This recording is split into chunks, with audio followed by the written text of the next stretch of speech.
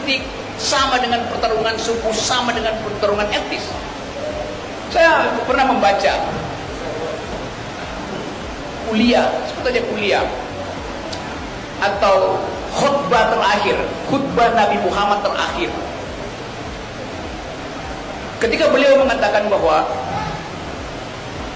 orang Arab tidak lebih tinggi dari orang Yahudi, orang Yahudi tidak lebih tinggi dari orang Barat, kulit hitam tidak lebih buruk dari kulit putih tidak lebih indah dari kulit hitam. Hal yang itu diucapkan 1300 tahun yang lalu, yang baru dipahami oleh Perserikatan Bangsa-Bangsa setelah Perang Dunia Kedua. Islam mendahului kesetaraan manusia. Nabi Muhammad dalam perspektif itu bukan seorang rasis pasti. Orang Aceh tidak lebih tinggi dari orang Jawa, orang Jawa tidak boleh menganggap lebih tinggi dari orang Papua. Itu ajaran Islam. Itu kesetaraan manusia. Itu khutbah terakhir dari Nabi Muhammad. Saya mengingatkan itu pada para pemimpin untuk pergi kembali pada moral code dari hal-hal yang sifatnya teologis, yang hanya mungkin dipahami kalau orang punya kecerdasan, orang punya akal sehat. Dan memang Quran diturunkan ke wilayah kedunguan ketika masyarakat Arab mengalami pensoliman karena otak tidak dikembangkan. Itu yang menyebabkan ayat pertama adalah baca. Kan itu isi pertama, dalil pertama dari Quran. Baca, belajar, pikir, ikro. Bukan kerja.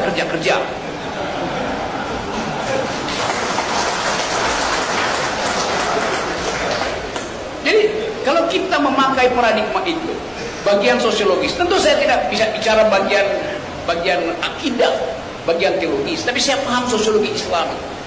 Semua agama ada dimensi esoteris, ada dimensi eksoteris. Esoteris itu bagian batin yang hanya mungkin dialami ketika orang ada pada kesusukan individual. Ketika dia kusuk, dia mengalami gejala esoteris, fenomena esoteris. Berupaya untuk menyatukan batin dengan alam semesta dan dengan pencipta alam semesta. Bagian yang rahasia dari manusia yang kita sebut iman itu. Tapi ada bagian yang eksoteris, pakai X bukan S. Itu bagian kemasyarakatan, bagian yang bisa kita akses bersama-sama. Jadi nanti orang akan mempersoalkan kenapa Rocky Gerung non Muslim bicara di dalam forum Maulid Nabi. Karena mereka tidak paham bahwa agama itu ada bagian esoteris, ada bagian eksoteris, di mana persahabatan manusia itu diikat oleh janji kebenaran, janji keberanian, janji keadilan. Suatu waktu saya berceramah di Universitas Gontor di Jombang, juga dikritik. Padahal saya bicara tentang keadilan sosial. Tapi Anda kasih kritik pada Pak Jokowi, yang jelas kenapa Pak Jokowi tidak memberi keadilan sosial. Apa yang salah?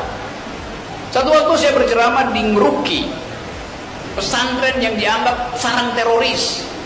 Saya diundang di situ dan kita berdebat tentang keadilan sosial. Saya diundang. Ketika itu Ustadz Abu Bakar Basir masih ada di penjara. Adiknya mendampingi saya. Ada 5.000 orang dengerin uraian saya pakai televisi di luar. Lalu polisi datang. Pak Rocky hati-hati, ini sarang teroris. Saya bilang, saya diundang untuk debat pikiran, bukan untuk kekerasan. Iya, tapi ini sarang teroris, dia ulang-ulang.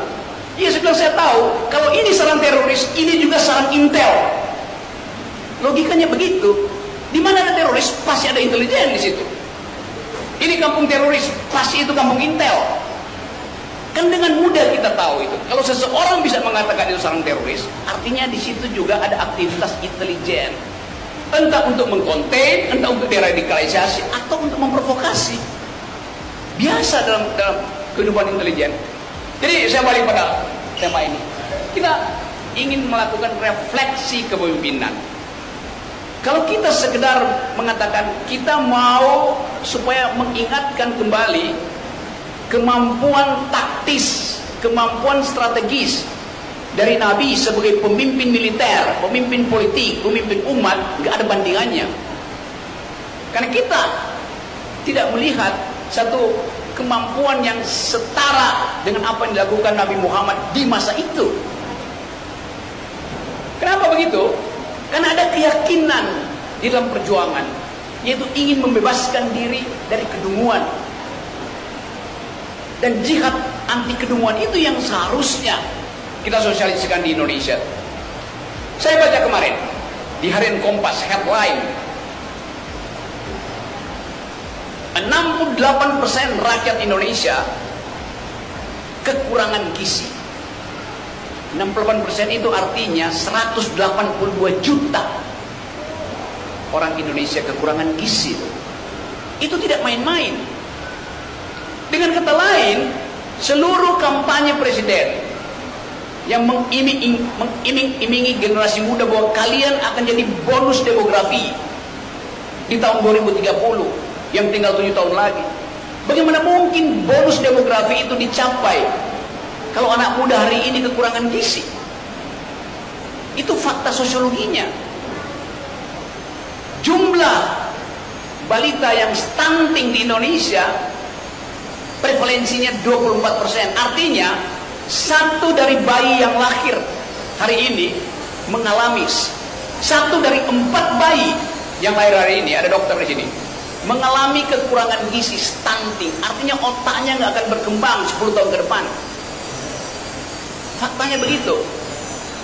Apalagi faktanya, di Asia, Indonesia itu adalah negara paling dungu dari 30 negara di Asia. Nomor 2 dari bawah dungunya. IQ-nya cuma 70%.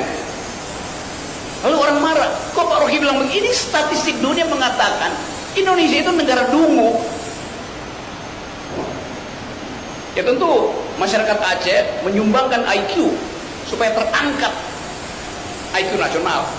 Tapi orang akan tanya, di mana, di era siapa ada kemiskinan, ada disparitas, ada stunting, ada kedunguan? Ya di era Presiden Jokowi, itu faktanya. Kita nggak ngarang-ngarang. Sementara Pak Jokowi masih merasa bahwa IKN itu harus dilanjutkan. Sesuatu yang bertentangan dengan harkat keadilan sosial. Di dalam keadaan ada 182 juta orang kekurangan gizi, Presiden Jokowi mau bikin ibu kota negara untuk memamerkan bahwa nanti akan ada mobil terbang di situ sebagai fasilitas publik. Siapa yang akan pakai mobil terbang itu? 2-3 orang. Sementara Bupati Pasar Utara mengatakan, kami tidak punya universitas, tidak punya tempat berpikir. Artinya begitu IKN selesai, tidak ada satupun tenaga ahli yang berasal dari kabupaten itu. Semua akan di outsource. Jadi ini satu kesempatan kita untuk menilai jenis kepemimpinan apa yang kita butuhkan bagi Indonesia yang sedang mengalami kekacauan ekonomi, politik, dan seterusnya. Saya balik pada situasi hari ini.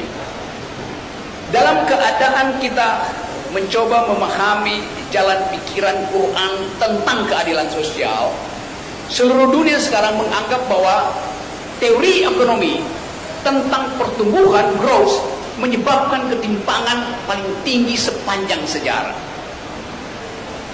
Jadi sistem eksploitasi kapitalisme menyebabkan ketimpangan, dan ketimpangan itu ada potensi kerusuhan etnis di Indonesia terutama. Kita balik pada dalil ekonomi Islam. Di dalam kekayaan seseorang ada hak orang lain. Keluarkan hak itu karena itu bukan milikmu. Dalam bentuk zakat, mal, segala macam. Jadi ada perintah sosial di dalam ayat itu. Kita bandingkan dengan keadaan sekarang. 3 orang terkaya di Indonesia menguasai 50% kekayaan penduduk Indonesia. Kalau kita tagih jenis zakatnya itu, orang bilang Anda mau menegakkan syariah. Bukan, itu parameter. Zakat adalah parameter ada tidaknya keadilan, bukan soal syariah. Tapi kemasukakalan dari keadilan sosial diukurkan langsung pada dalil yang diucapkan bahwa di dalam kekayaanmu ada hak orang miskin itu. Baru tahun 1700 John Locke mengucapkan itu. Jauh sebelum itu Quran sudah mengatakan. John Locke mengatakan